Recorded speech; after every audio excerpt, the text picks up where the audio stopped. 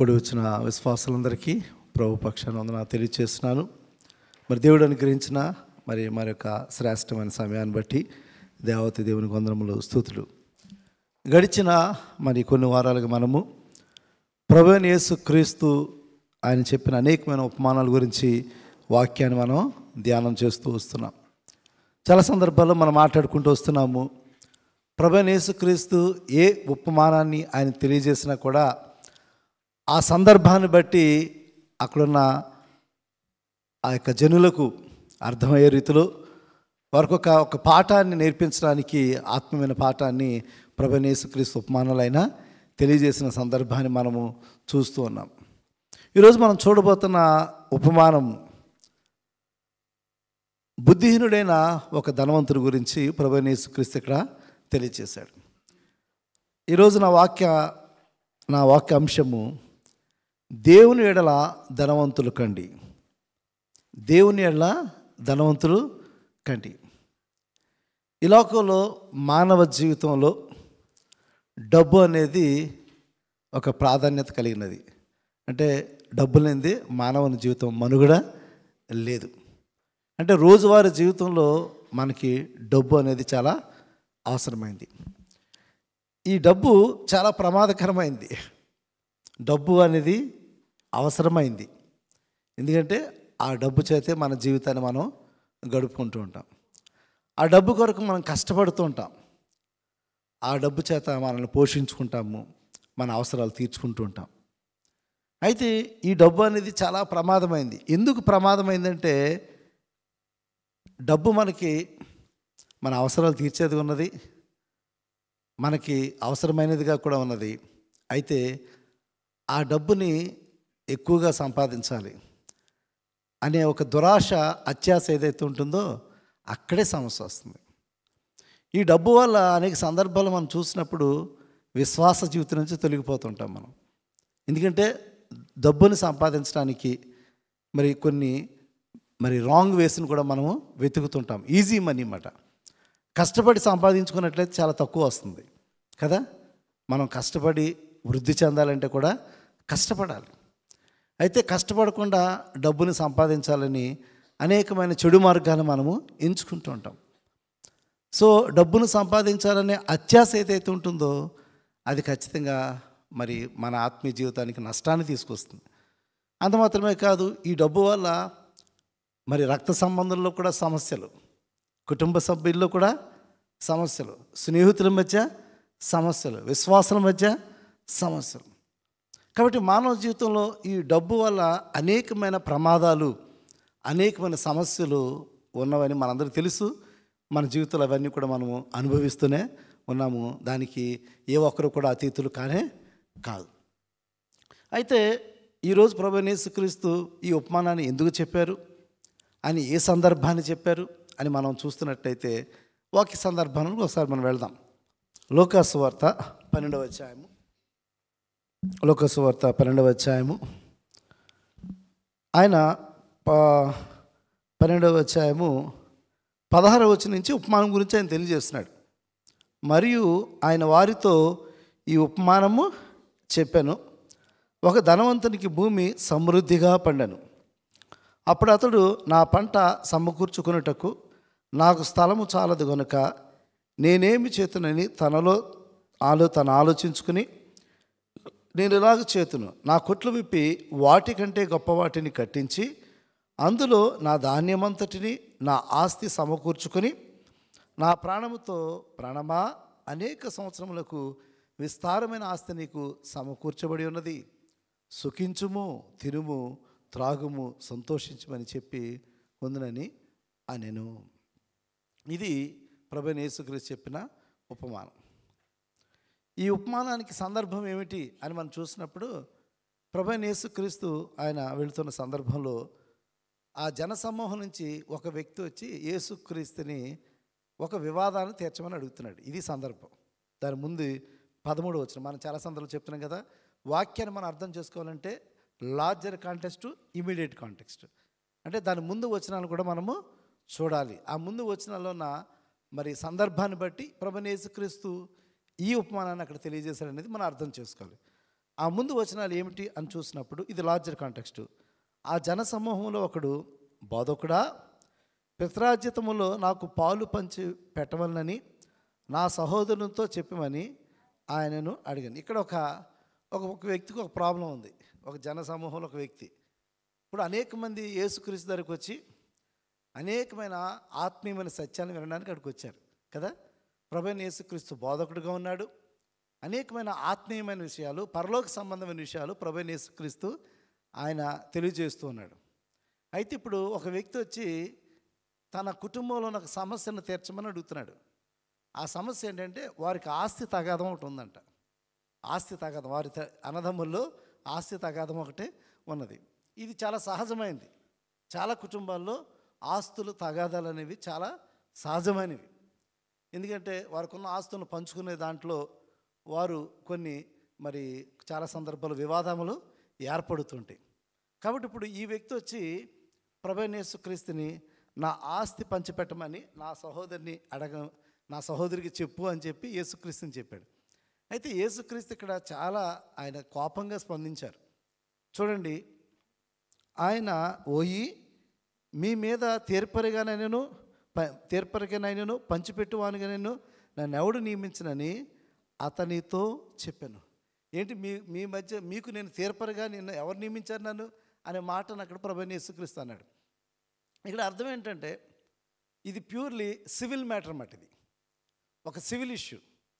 ఎందుకంటే ఒక ఆస్తి సంబంధించిన వివాదం కదా ఇది ప్యూర్లీ ఒక సివిల్ ఇష్యూ అన్నమాట. If Jesus intervene in that issue it will be A problem ఖచ్చితంగా. ఎందుకంటే వారికి ఆస్తికి మధ్య వివాదం ఉంది. ఇప్పుడు ఇది it's not a spiritual matter. చాలా సందర్భాల్లో బయట వివాదాలను తీసుకొచ్చి ఆత్మీయమైన వివాదాల్లోనికి లింక్ పెడుతుంటారు. ఇది ఎప్పుడు కూడా మంచిది కాదు. అది విశ్వాసులు కూడా గమనించాలి. ఇక్కడ విశ్వాసులు కూడా గమనించాలి. ఎందుకంటే బయట మ్యాటర్స్ని మన స్పిరిచువల్ మ్యాటర్స్కి లింక్ చేస్తుంటారు. అది ఎప్పుడు కూడా మంచిది కాదు. ఇక్కడ ప్రభువైన యేసుక్రీస్తు టేకప్ చేస్తాడు ఇష్యూ. ఆయన టేకప్ చేయాలి. చూడండి, అక్కడ ప్రభువైన యేసుక్రీస్తు పోయి మీ మీద తీర్పరిగానైనను పంచిపెట్టువానిగానైనను నన్నెవడు నియమించనని అతనితో చెప్పాను. సపోజ్ ప్రభువైన యేసుక్రీస్తు ఒకవేళ అక్కడైతే రాయబడలేదు what is the real problem అని. ఒకవేళ నేను అనుకుంటున్నాను, ఒకసారి ఆలోచించేద్దాం. ఒకవేళ ఆ కాలంలో జూయిష్ కల్చర్లో పెద్దవానికి డబుల్ పోర్షన్ ఉండేది అన్నమాట. పెద్దవానికి డబుల్ పోర్షన్ ఉండేది. ఆబ్వియస్లీ రెండో వానికి తనకి తక్కువ పోర్షన్ ఉంటుంది కదా. ఒకవేళ ఇతను ఈక్వల్ రైట్స్ గురించి ఒకవేళ అడుగుతున్నాడేమో, ఈక్వల్ రైట్స్ గురించి అడుగుతున్నారేమో. ఇఫ్ జీసస్ ఒకవేళ దాన్ని ఇంటర్వ్యూన్ అయిన ఉంటే maybe we do not know what will be the case. మనకేమి కూడా తెలియదు. కాబట్టి అది స్పిరిచువల్ ఇష్యూయే కాదు, అసలు ఆత్మ సంబంధమైన విషయమని కానే కాదు. That is the reason why Yesukreestu ఆ విధంగా స్పందించుంటాడని నేను ఖచ్చితంగా భావిస్తున్నాను. ఎందుకంటే అది కంప్లీట్గా సివిల్ మ్యాటర్. అది కంప్లీట్గా సివిల్ మ్యాటర్. ఇప్పుడు ప్రభువైన యేసుక్రీస్తు ఈ సందర్భాన్ని ఉద్దేశించి వారిలో ఉన్న ఈ వివాదాన్ని బట్టి, అంటే డబ్బును గురించి అనేకమైన వివాదాలు మన చుట్టూ ఉంటాయి కాబట్టి దీన్ని ఉద్దేశించి ప్రభువైన యేసుక్రీస్తు ఒక చక్కని ఉపమానాన్ని ఆయన తెలియజేస్తూ ఉన్నాడు. అప్పుడు ప్రభువైన యేసుక్రీస్తు ఆయన ఉపమానాన్ని చెప్పడం ప్రారంభిస్తూ ఆయన ముందుగా ఒక మాట చెప్పాడు. మరియు ఆయన వారితో మీరు ఏ విధమైన లోభమునకు ఎడమేక జాగ్రత్తపడి ఒకరిని కలిమి విస్తరించుట వాని జీవనకు మూలము కాదనెను. కాబట్టి ఇక్కడ మనం గమనించినట్లయితే ఈ మాట చెప్పి జాగ్రత్త పడండి. మీరు చాలా సందర్భాల్లో డబ్బును గురించి అత్యాశ కలిగి మీరు ఉంటూ ఉంటారు కదా. అది ఉండొద్దు అని చెప్పి ప్రభువైన యేసుక్రీస్తు ఈయన ఇక్కడ జాగ్రత్త పడని హెచ్చరిక అక్కడ చేస్తూ ఈ ఉపమానం తెలియజేశాడు. సో ఈ ఉపమానంలోంచి మనం 12వ అధ్యాయము ఈ 13 నుంచి 21 వచనాల వాక్యాన్ని మనం ధ్యానం చేస్తున్నాం. దీనిలోంచి 5 ప్రాముఖ్య విషయాలు మనం చాలా క్విక్గా తెలుసుకుందాం. ఇక్కడ ఈయన ఉపమానం తెలియజేస్తూ ఒక వ్యక్తి సమృద్ధిగా పంట పండింది. ఈ సందర్భంలో చెప్పిన ఉపమానం అన్నమాట. ఈ పంట పండిన తర్వాత ధనవంతుడు అతను ఈ పంటను తన యొక్క ధనాన్ని సమకూర్చుకుని ఆ యొక్క ప్రక్రియలో తనకి స్థలం లేదన్నమాట. తన కొట్లన్నీ కూడా ఫుల్ అయిపోయినాయి. ఇంకా విస్తారంగా పండేసింది.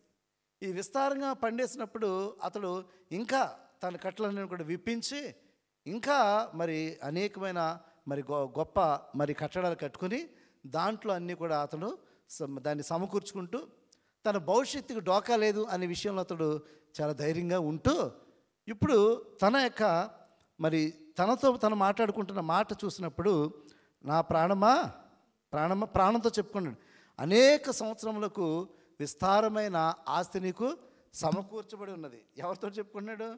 తన భార్యతో చెప్తున్నాడా? తన కుటుంబంతో చెప్తున్నాడా? కాదు, తనతో తను చెప్పుకుంటున్నాడు.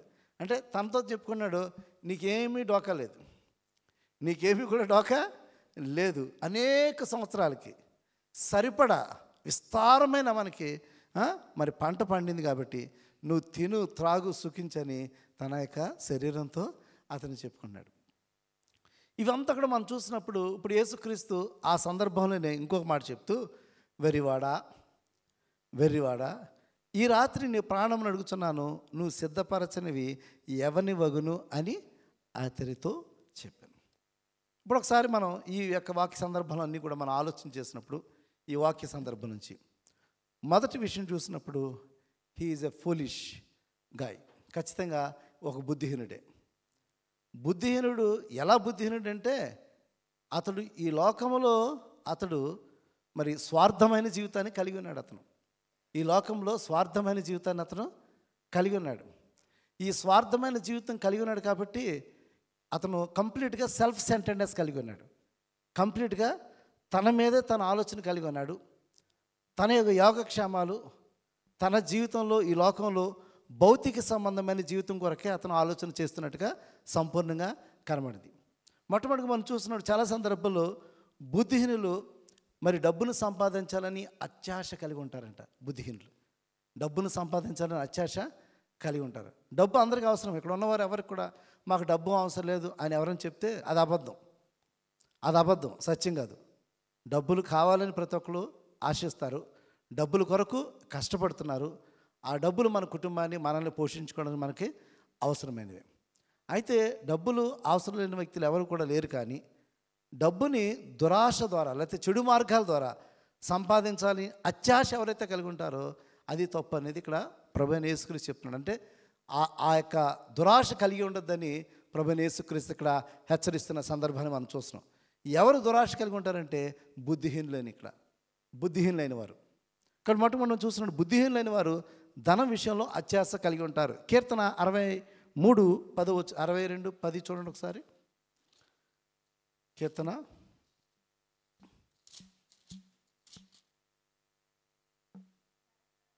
బలత్కారమందు నమ్మిక ఎంచుకడి, దోచుకొనుడి చేత గర్వపడకుడి, ధనము హెచ్చినను దానిని.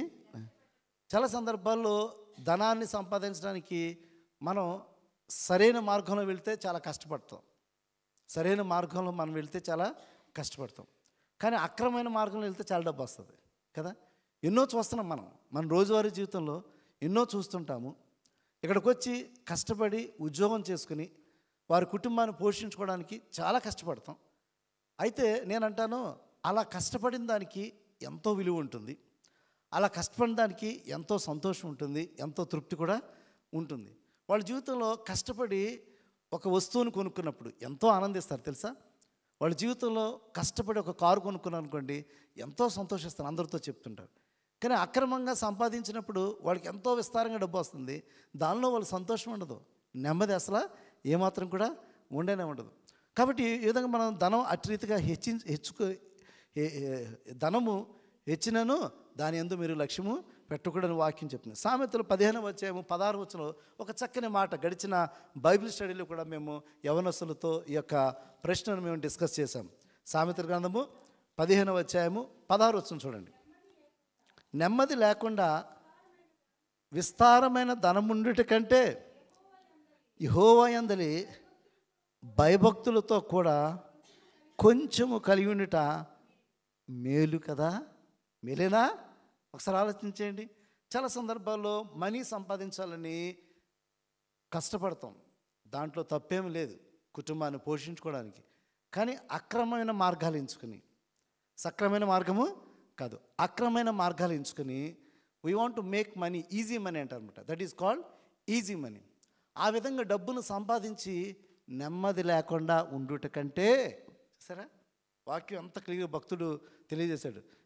నెమ్మది లేకుండా విస్తారమైన ధనం ఉండేట కంటే యెహోవా యందు భయభక్తులతో కొంచెము కలిగి ఉండన మేలు. చాలా సందర్భాల్లో మనం ఇటు రీతిగా మనం ఆలోచన చేయట్లా.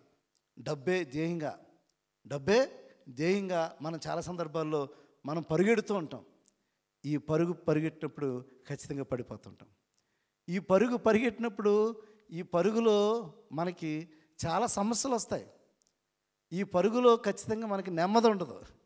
ఏది డబ్బును సంపాదించాలనో పరిగెడుతుంటాం కదా, దాని కొరకు ఎంతో మనం వ్యయ ప్రయాసాలు పడుతుంటాము, సమయాన్ని వెచ్చిస్తుంటాం.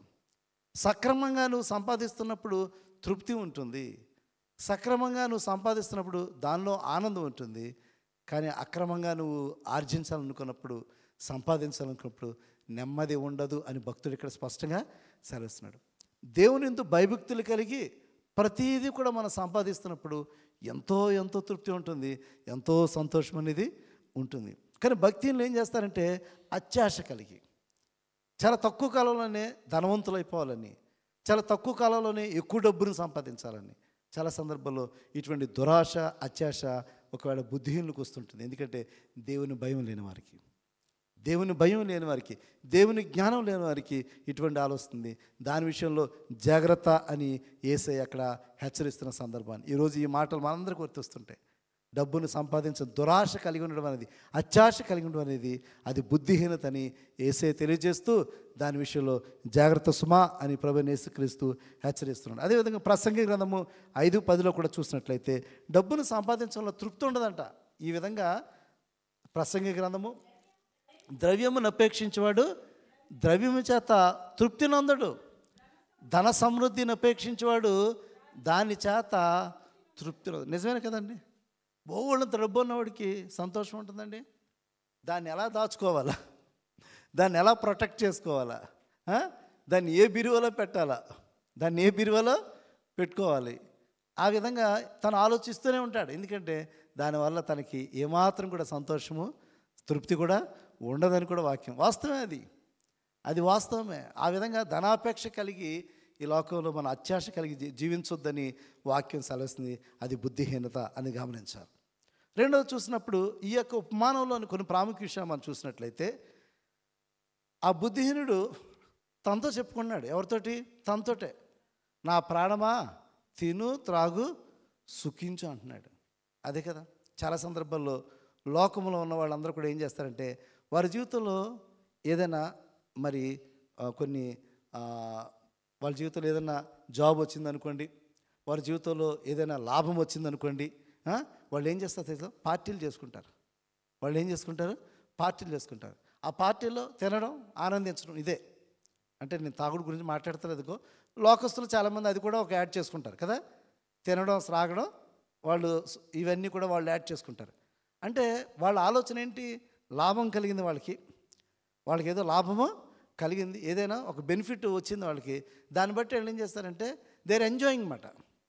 ఇక్కడ గమనించినట్లయితే బుద్ధిహీనుడు సమృద్ధినిచ్చిన వాణిని మర్చిపోయాడంట. ఈ సమృద్ధికి కారణం ఎవరు? దేవుడు. చాలా సందర్భాల్లో మనకి ఉద్యోగం ఇచ్చింది ఎవరు? దేవుడు. మనకి ఈ వీసాన్ని ఇచ్చింది ఎవరు? దేవుడు. మనకి దేశాన్ని తీసుకొచ్చింది ఎవరు?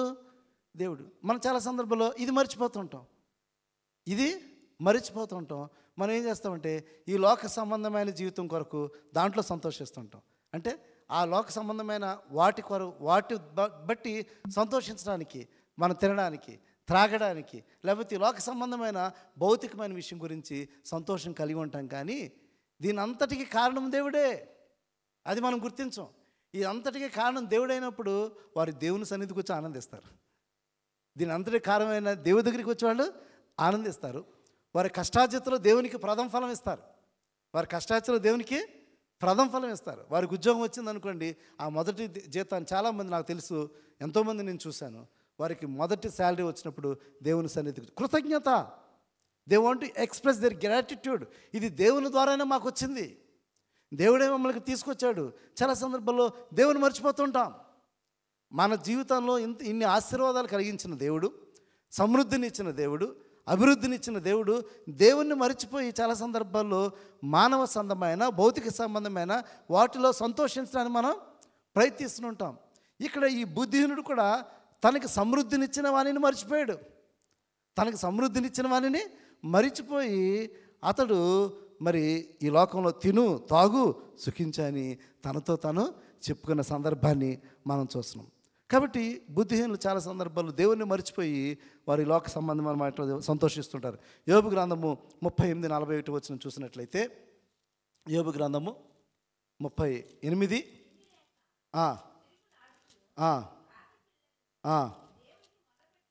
మొరపెట్టినప్పుడు కాకికి ఆహారము సిద్ధపరచువాడు. చూసారా, ఒకసారి ఆలోచించండి ప్రాక్టికల్గా. ఈ క్రియేషన్లో కాకికి ఆహారాన్ని పెట్టువాడు ఎవరు? కాకికి ఆహారాన్ని పెట్టువాడు ఎవరు? ఇప్పుడు నువ్వు కష్టపడుతున్నావు, నువ్వు సంపాదించుకున్నావు, శాలరీ తెచ్చుకుంటున్నావు, నువ్వు తింటున్నావు, నీ కుటుంబాన్ని పోషించుకుంటున్నావు, నీ యొక్క ఇంటి రెంట్ కట్టుకుంటున్నావు, నీ బట్టలు వేసుకుని నేను చేసుకున్నావు. మరి కాకికి ఆహారాన్ని ఇచ్చేవాళ్ళు ఎవరు? క్రియేటర్. దేవుడు క్రియేటర్. అంటే ఈ కాకిని సృష్టించింది దేవుడే కదా. మరి ఈ కాకికి ఆహారాన్ని ఎవరు సిద్ధపరుస్తున్నారు? ఓకే, ఆ కాకి కావు కావు కావుని ఏడుస్తుంటుంది. దేవునికి తెలుసు. అంటే కాకి పిల్లలకు దేవునికి మొరపెట్టినప్పుడు కాకి ఆహారము సిద్ధపరచువాడు ఎవరు? దేవుడే కదా. అంటే ఈ సర్వలోకానికి అన్ని సమస్తాన్ని ఇచ్చేవాడు దేవుడే. చాలా సందర్భాల్లో మన జీవితంలో అన్నీ ఇచ్చే ఆ యొక్క ప్రొవైడర్ని మనము మర్చిపోతుంటాము. పార్టీ చేసుకుంటూ ఉంటాం, పార్టీకి ప్రాధాన్యత ఇస్తూ ఉంటాం, దేవుడిని మర్చిపోతుంటాం కదా. We are not thanking God, we are not praising God, we are not testifying God, rather we are enjoying. ఈ లోక సంబంధంగా మనము సంతోషిస్తుంటాము. దేవునికి కృతజ్ఞత ఏమీ కూడా మనము తెలియచేయము. కాబట్టి ఇక్కడ మనం గమనించాలి, ఆ బుద్ధిహీనుడు ఏం చేస్తాడంటే ఈ లోక సంబంధమైన వాటిని బట్టి అతడు నా ప్రాణమా తినుము తాగుము సుఖించమని తన ప్రాణంతో చెప్పుకుంటాడు. కానీ అక్కడ దానికి కారణమైన ఆ సమృద్ధిని మిచ్చిన ఆ దేవుణ్ణి మరిచిన వాడుగా ఉంటున్నట్టుగా మనం చూస్తున్నాం. అదేవిధంగా ఫిలిప్పీ పత్రిక 4:19 కూడా మనం చూసినట్లయితే మన దేవుడు సర్వమును మనకి సమకూర్చే గొప్ప దేవుడు, మన ప్రతి అవసరాన్ని కూడా ఆయన తీర్చే దేవుడని దేవుని వాక్యం సెలవిస్తుంది. దేవుడు తన ఐశ్వర్యము చొప్పున క్రీస్తు యేసునందు మహిమలో నీ ప్రతి అవసరమును తీర్చును. చూసారా, దేవుడు మన ప్రతి అవసరాన్ని కూడా తీర్చే గొప్ప దేవుడు. అంటే మనము ఏ స్థితిలో ఉన్నా సరే, ఏ పరిస్థితిలో ఉన్నా కూడా మన ప్రతి అవసరాన్ని కూడా దేవుని యొక్క మహిమైశ్వర్యం అంటే hour God is a rich God. ఆ రిచ్ గాడ్ అయిన ఆ దేవుడు సర్వసృష్టికర్త. ఏదైనా ఇవ్వగలడు, మనకి ఏదైనా ఆయన సమకూర్చగలడు. ఆహారాన్ని ఇవ్వగలడు, ఉద్యోగాన్ని ఇవ్వగలడు, ఉన్నతమైన స్థితికి తీసుకుని వెళ్ళగలడు, సమస్తాన్ని ఆయన చేయగలడు. మనకున్న కొరతలను తొలగించే గొప్ప దేవుడు. కాబట్టి చాలా సందర్భాల్లో మనమందరం కూడా గమనించాలి, దేవుడు ఇచ్చిన సమృద్ధిలో మనం దేవుని ఎప్పుడు మర్చిపోకూడదు. దేవునికి మొదటి ప్రాధాన్యత ఇవ్వాలి, దేవుని స్తుతించాలి, దేవుని గణపరచాలి. ఆయన కృతజ్ఞతగా నీకు కలిగిన దాంట్లో దేవుని ఖచ్చితంగా ఇచ్చి నువ్వు ఆయనను మహిమపరచాలి. కాబట్టి బుద్ధిహీనుడు ఇక్కడ దేవుని మర్చిపోయాడు. కాబట్టి బుద్ధిహీనుడు సమృద్ధిని ఇచ్చిన వారిని మరిచిన సందర్భాన్ని మనం చూస్తున్నాం. మరలా ఈ బుద్ధిహీనుడు ఆలోచన రేపటి గురించి ఈజ్ మేకింగ్ సమ్ ప్లాన్స్. ఎన్నో సంవత్సరాల కంటే ఇతని ప్లాన్స్ కొన్ని సంవత్సరాలకు వేసేసుకున్నాడు. మనకి 2025 సంవత్సరం ఏమవుతుందో మనకు తెలుసా? రేపు నెక్స్ట్ మంత్ ఏమవుతుందో మనకు తెలుసా? నెక్స్ట్ డే ఏమవుతుందో మనకు తెలుసా? తెలీదు. ఈ రాత్రి ఏం జరుగుతుందో, ఈ వెరివాడ ఈ రాత్రి కన్నా నీ ప్రాణం తీసుకుంటే ఏంటి? యేసయ్య దేవుడు ఆ మాట చెప్తున్నాడు కదా, వెర్రివాడ ఈ రాత్రి తిన నీ పిలుచుకుంటే నీ పరిస్థితి ఏంటి? నీ ప్రాణం. ఇతను ఏం చెప్పుకున్నాడు? కొన్ని సంవత్సరాలు సరిపడా తను దాచుకుంటున్నాడంట. ఇంకేం ప్రాబ్లం లేదు, మనకి చాలా ఆస్తి మనకు ఉందని చాలా సందర్భం. ఈ లోకంలో చాలామంది మన జీవితంలో 1 కోటే మనం చూస్తుంటాం, 1 crore మనం చూడం కదా. కొంతమంది మాట్లాడుతున్నప్పుడు 100 కోట్లు ఉన్నాయని చెప్పుకుంటుంటారు కదా, ఎన్నో వేల ఆస్తులు ఎన్నో ఉన్నాయని చెప్పుకుంటుంటారు. వాళ్ళకి ఇంకా వారికి ఉన్న ఆస్తులు లెక్కలేని పరిస్థితులు. మనం మాట్లాడుకున్నాం, ఎన్నో వివాదాల గురించి వింటూ ఉంటాం మనం కదా. 100 కోట్ల ఆస్తుల గురించి, వాటి వివాదాల గురించి మనం మాట్లాడుకుంటున్నప్పుడు, వింటున్నప్పుడు, చూసినప్పుడు మనకు అవేమీ కూడా మనకి లేవు. కానీ చాలా సందర్భాల్లో మనం చాలా సంతృప్తిగా ఉంటున్నాం, చాలా సంతోషంగా మనం ఉంటున్నాం. చాలా సందర్భాల్లో మనం రేపటి గురించి మనము అనేకమైన ప్లాన్స్ మనం వేసుకోవసరం లేదు. ఒకవేళ నువ్వు నిజమైన క్రైస్తవ విశ్వాసం అన్నట్లయితే రేపటి గురించి ఎక్కువ ప్లాన్స్ ఏమీ వేసుకోకు. రేపటి గురించి నువ్వు కొన్ని సందర్భాలు ఏంటంటే చాలామంది రేపటి గురించి కొన్ని ప్లాన్స్ వేసుకుని ఇప్పుడే బాధపడుతుంటారు. రేపు ఏమైపోద్దో నా జీవితం నాకు తెలియదండి, రేపు ఏమైపోద్దో నా బిడ్డల జీవితం, రేపు ఏమైపోద్దో నా జీవితం అని చాలామంది చాలా సందర్భాల్లో ఎన్నో ఆలోచనలు మనం కలిగి ఉంటాం. ఈ వ్యక్తి బుద్ధిహీనుడు అనేకమైన ప్లాన్స్ వేసేసుకుంటున్నాడు. అనేక సంవత్సరాలకు సరిపడా అతడు ఆస్తి ఉంది కదా, నీకేమీ డోకా లేదు, ఏమీ భయం లేదు, ఏమీ ఆందోళన లేదని చెప్పి తన ప్రాణంతో తను చెప్పుకుంటున్న సందర్భాన్ని, ఆ విధంగా ప్రణాళికలు కూడా అతను రచించుకుంటున్న సందర్భాన్ని మనం చూస్తున్నాం. చాలా సందర్భాల్లో రేపటి గురించి చింతపడద్దు. వాక్యం చెప్తుంది ఏంటంటే రేపటి గురించి నువ్వు చింతపడద్దు. ఈరోజు నువ్వు హ్యాపీగా ఉన్నావా, దాంట్లో సంతోషించు. ఈరోజు నీకు దేవుడు ఆహారం ఇచ్చాడు తినడానికి, ఈరోజు నువ్వు ఆరోగ్యంగా ఉన్నావు, ఈరోజు నువ్వు ఆరోగ్యంగా ఉండి దేవుని చర్చకొచ్చావు కదా, ఈరోజు నువ్వు ఆరోగ్యంగా ఉండి డ్యూటీకి వెళ్ళావు కదా, ఈరోజు నువ్వు ఆరోగ్యం ఉండి నువ్వు కారు నడిపావు కదా, ఈరోజు నువ్వు ఆరోగ్యం ఉండి పని చేసుకున్నావు కదా. ఇవన్నీ దేవుడిచ్చిన బ్లెస్సింగేనండి. ఇవన్నీ కూడా దేవుడిచ్చిన బ్లెస్సింగే. దాన్ని మనం ఎప్పుడు కూడా మైండ్ చేయం. మనం దాన్ని మైండ్ చేయకుండా చాలా సందర్భాల్లో కొన్ని సంవత్సరాలకు ప్రణాళికలు మనము కొన్ని సంవత్సరాలు కాదండి, రేపు ఏమవుతుందో మనకు తెలియదు, రేపు ఏమవుతుందో తెలియదు. కానీ అనేక వేల సంవత్సరాలకి లేకపోతే అనేకమైన సంవత్సరాలకి ప్రణాళికలు మన కుటుంబాలకు ఎన్నో మనం వేసుకుంటుంటాం.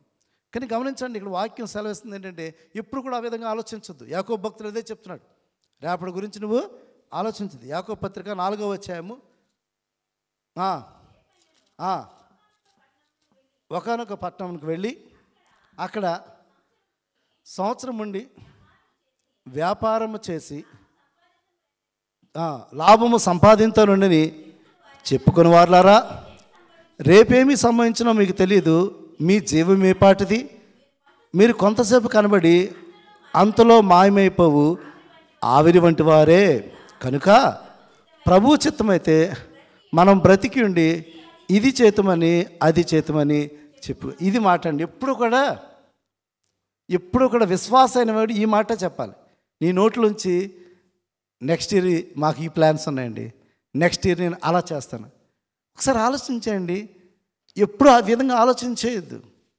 దేవుని చిత్తమైతే నెక్స్ట్ ఇయర్ ఇది చేద్దారనుకుంటున్నామండి, దేవుని చిత్తమైతే ఈ విధంగా ప్రయత్నం చేయాలనుకుంటున్నానండి, దేవుని చిత్తమైతే ఈ కార్యాన్ని చేయాలనుకుంటున్నామండి అంటే నువ్వు ప్రతి విశ్వాసం కూడా నోట్లోంచి ఇదే మాట రావాలి.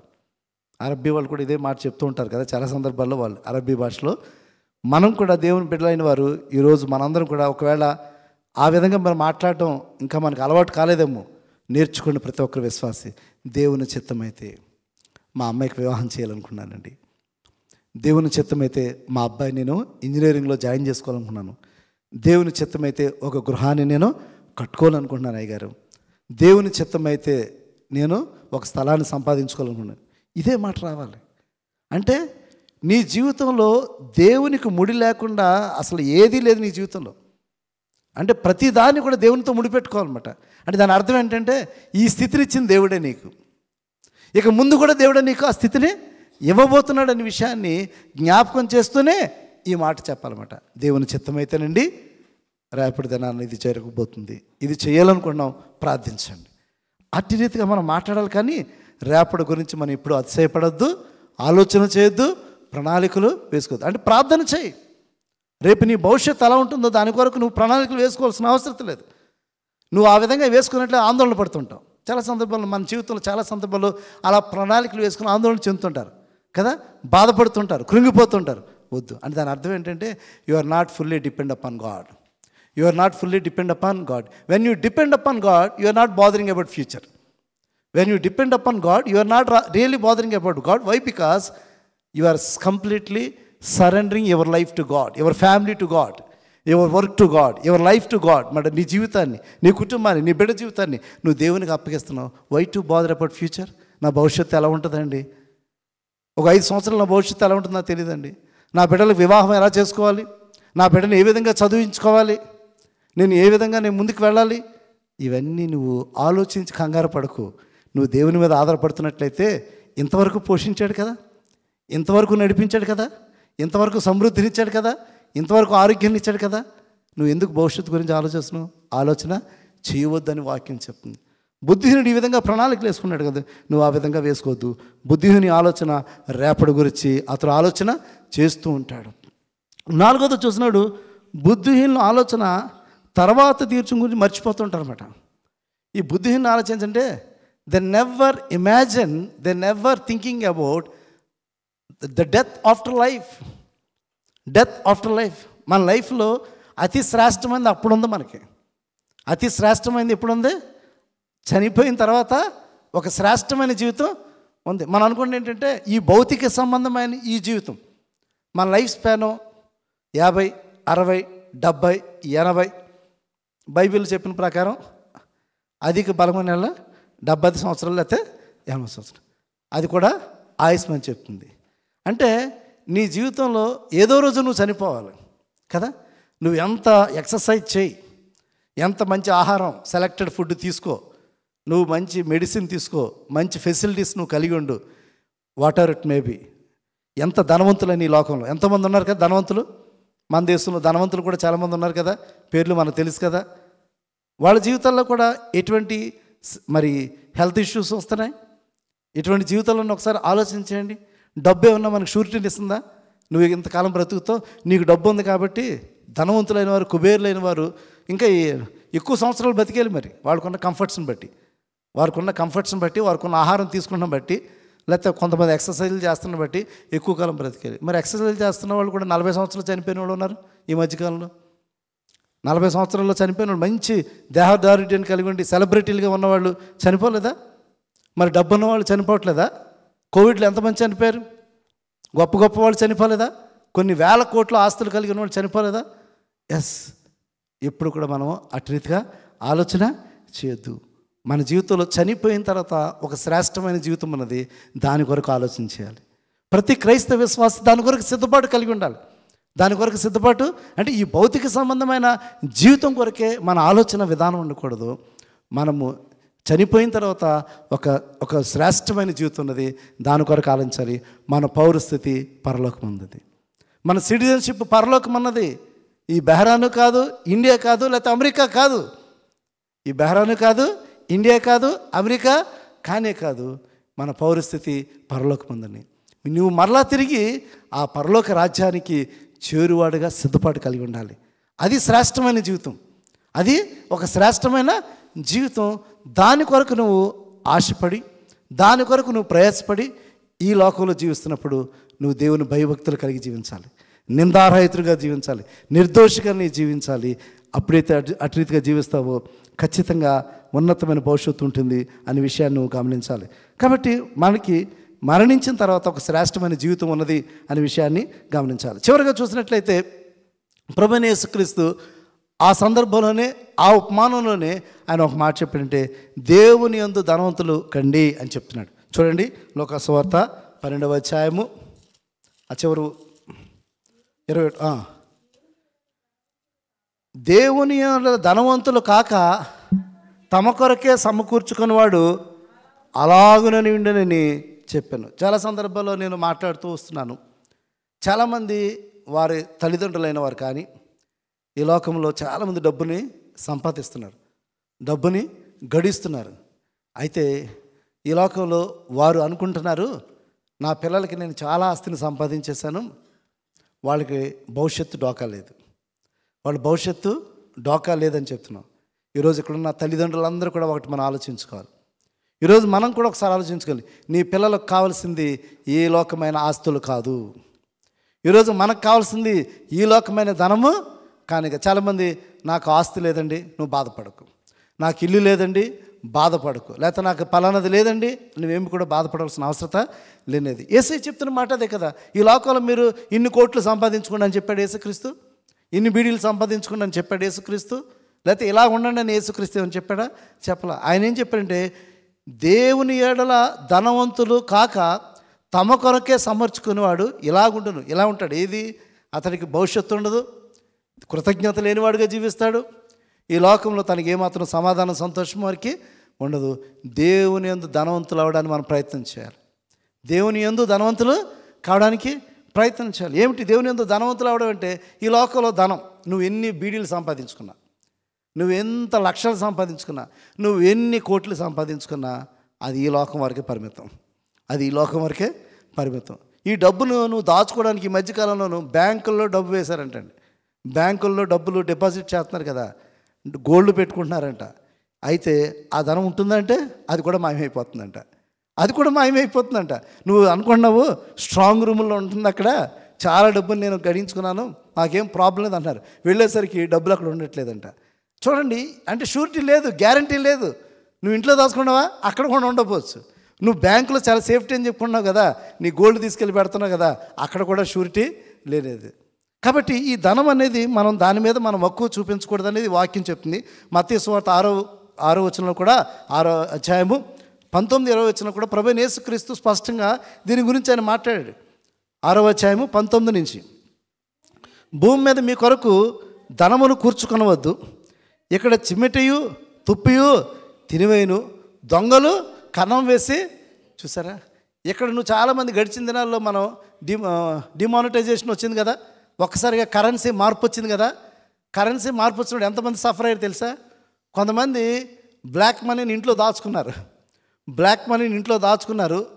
వారి యొక్క బీరువాల్లో గట్టిగా తాళం వేసేసి, బర్మా బాక్సులు ఉంటాయి కదా మనందరికీ చాలామందికి, ఆ విధంగా తాళం వేసేసి ఇంట్లో దాచుకున్నారు. ఒకసారిగా ఈ డిమానిటైజేషన్ ఎప్పుడైతే వచ్చిందో సడన్గా కరెన్సీ మార్పు వచ్చేసింది. మార్పు వచ్చేసరికి డబ్బులన్నీ ఎందుకు పనికిరాలేదు, అందరూ కూడా బయటికి తీసుకొచ్చి పాడేశారు. విలువ లేదు దానికి నువ్వు ఎంత డబ్బు నువ్వు లోపల దాచుకున్నా దానికి విలువ లేని పరిస్థితి వస్తుంది. కొన్ని సందర్భాల్లో నువ్వు దాచుకుని వెళ్తావు, ఆ డబ్బులు ఎవరో దొంగిలిచ్చేస్తారు, నీకు తెలియదు ఎవరు తీశారు కూడా నీకు తెలియని పరిస్థితి. అంటే ఈ లోకంలో డబ్బు అట్రీతిగా ఉంటుంది. నువ్వు ఎంతో డబ్బును సంపాదించుకుని దాచుకుని, కొంతమంది తల్లిదండ్రులు కష్టపడతారు, పిల్లలు 1 సంవత్సరంలో పాడు చేస్తారు. నేను గడిచిన దినాలు కూడా ఉదాహరణ చెప్పాను. ఒక ఆయన 35 సంవత్సరాలు ఆయన దుబాయ్లో పనిచేశాడు. 35 సంవత్సరాలు డ్రైవర్గా పనిచేసి ఎంతో కష్టపడి 4 అంతస్తుల బిల్డింగ్ కట్టాడు. వాళ్ళ కుమారుడు 1 సంవత్సరంలోనే ఒక నెలకు ఒక్కొక్క పోర్షన్ అమ్ముకుంటూ వెళ్ళిపోయి వితిన్ 1 ఇయర్లో అతను ఒక భిక్షగాళ్ళకి తయారైపోయాడు. వితిన్ 1 ఇయర్ మా కళ్ళెదుట చూస్తున్నాం. పని చేయడు, అమ్ముకోవడం, డబ్బును కూర్చొని తినడం, త్రాగడం, పార్టీలు చేసుకోవడం. సంవత్సరం మొత్తం 4 పోర్షన్ కూడా అమ్ముకుని తనకి ఇటువంటి సరైన స్థితి లేని పరిస్థితిలో అతను మరణించిన సందర్భాన్ని, తను చనిపోయేటప్పుడు ఒక్కడు కూడా చూడలేని పరిస్థితి, తను చనిపోయినప్పుడు ఏ ఒక్కరు కూడా వచ్చి తను పరామర్శించలేని పరిస్థితికి అతను వెళ్ళిపోయిన పరిస్థితి మనం చూస్తున్నాం. కాబట్టి ఈ లోకంలో డబ్బు మనకి ఏమీ కూడా సహాయము మనకు చేయదు. దాన్ని నమ్ముకొని వద్దని కూడా దేవుని వాక్యం మనకు స్పష్టంగా సెలవిస్తుంది. కాబట్టి దొంగలు కన్నం దొంగిలించెదరు, పరలోకం ముందు మీ కొరకు ధనము కూర్చుకొనుడి, అతడు చిమ్మెటైనను తుప్పైనను దాన్ని తినివేయదు, దొంగల కన్నం వేసి దొంగిలింపరు అనే మాట ఇక్కడ చెప్తున్నాడు. అంటే ఇప్పుడు ఏంటంటే ఇక్కడ సంపాదించిన డబ్బు మన వాళ్ళందరూ కూడా భారతదేశంలో చాలామంది చెప్తుంటారు, ఇక్కడ సంపాదించిన డబ్బు స్విట్జర్లాండ్లో దాచుకుంటూ ఉంటారు, స్విస్ బ్యాంకులో దాస్తుంటారు. అంటే అక్కడ ఎవరికి తెలియదు, చాలా సీక్రెట్గా వారి డబ్బుని దాస్తుంటారని చాలామంది చెప్తుంటారు. ఇక్కడ సంపాదించిన బీడి పాస్టర్ గారు దీన్ని ఎక్కడికి పంపించాలి, ఏసఐ దగ్గరికి పంపిస్తాను, నేను అక్కడ డిపాజిట్ చేయాలంటే ఏసఐకి ఈ డబ్బు అవసరం లేదు, ఏసఐ దగ్గర ఈ డబ్బు అక్కడ పని చేయదు. అంటే నీ మంచి కార్యాలు, సత్క్రియలనే ధనం ఆయన దగ్గర దాచుకోవాలి. ఈ లోకంలోనే జీవిస్తూ నువ్వు చేస్తున్న మంచి కార్యము, ప్రతి సత్కార్యము అనే ధనాన్ని నువ్వు ఈ లోకంలో నువ్వు చేస్తున్నప్పుడు అవే అక్కడ నీ కొరకు ధనం అని అక్కడ సమకూర్చుకోండి దేవుని వాక్యం మనకు స్పష్టంగా సెలవుస్తుంది. 1 తిమోతి పత్రిక చివరిగా చూడండి. 1 తిమోతి పత్రిక 6వ అధ్యాయము 17 నుంచి 19 వచనాలు స్పష్టంగా చూడండి. 1 తిమోతి పత్రిక 6వ అధ్యాయము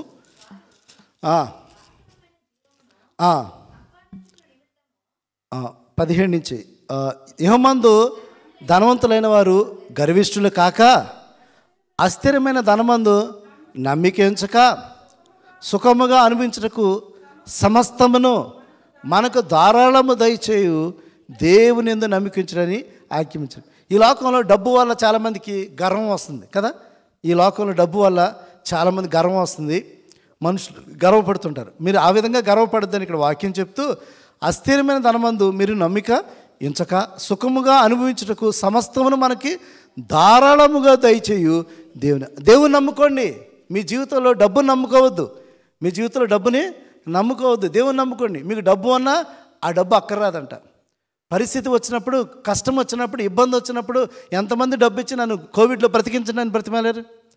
ఎంతమంది డబ్బు ఇచ్చి కోవిడ్లో బ్రతిమాలారు? ఆ డబ్బు పనిచేస్తుందా?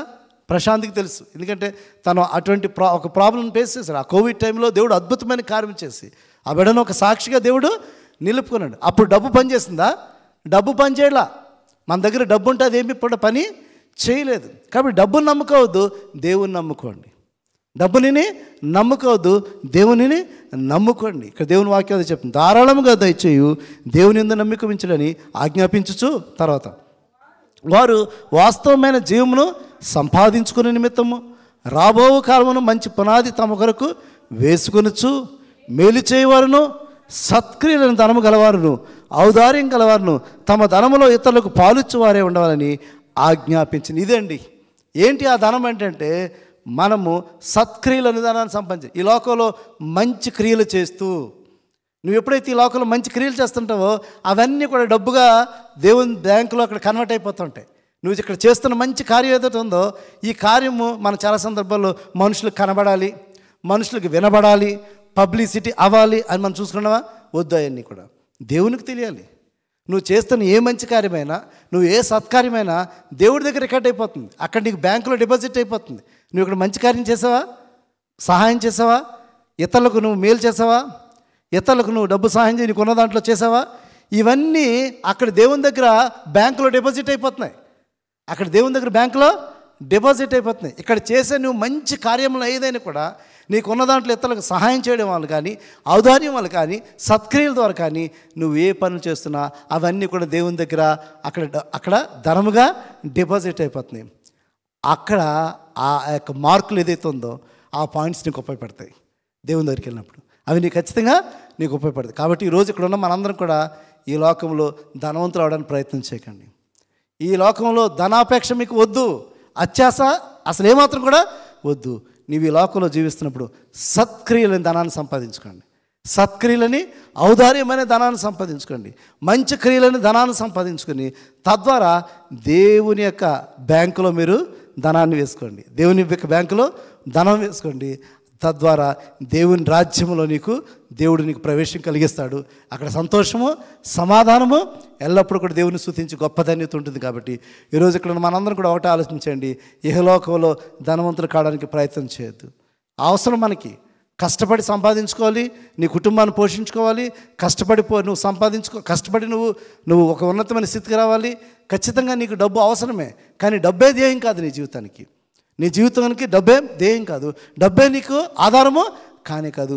డబ్బును నమ్మద్దు, దేవునిని నమ్ముకోండి అని వాక్యం చెప్తుంది. కాబట్టి ఈరోజు ఇక్కడ ఉన్న మనందరం నేర్చుకోవాల్సిన పని దేవుని యందు ధనవంతులు కండి. ఏమన్నా మనందరం కూడా దేవుని యందు ధనవంతులు కండి, దేవుని నమ్ముకోండి, దేవుడిని ఆస్వాదిస్తాడు. దేవుడి మాటలు దీవించును గాక. ఆమేన్.